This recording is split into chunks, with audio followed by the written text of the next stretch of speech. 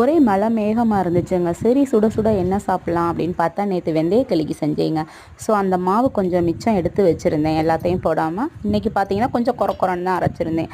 அதனால் கொஞ்சம் பச்சரிசி மாவு ஆட் பண்ணி கொஞ்சம் நாட்டு சர்க்கரை எல்லாம் போட்டு கரைச்சி அப்படியே ஒரு சூப்பராக ஒரு பணியாரம் மேக் பண்ணிட்டேங்க. பார்த்தீங்களா இப்போ எப்படி வந்து நல்லெண்ணெயை விட்டு இந்த குழியில் ஊற்றி எடுத்திருக்கேன். நல்லா தேங்காய் செல்லாம் போட்டிருக்கேங்க. நெய் விட்ட பணியாரம் தான். ஸோ கொண்டு வந்துட்டேன் மாமாவுக்கு. மாமா கொண்டு வந்தால் பாருங்களேன் எவ்வளோ அக்கறையாக கொண்டு வந்தால். அவர் அங்கே கதையடிச்சிக்கிட்டு இருக்கார்.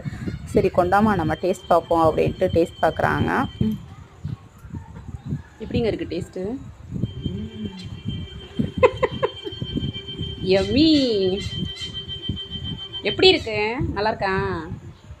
வாய் அப்படின்னா தான் நல்லாயிருக்கும். உடம்புக்கு சூடெல்லாம் குறையும். எதில் நல்லெண்ணெய் சேர்க்கணுமோ அதில் சேர்த்துக்கிறோம்.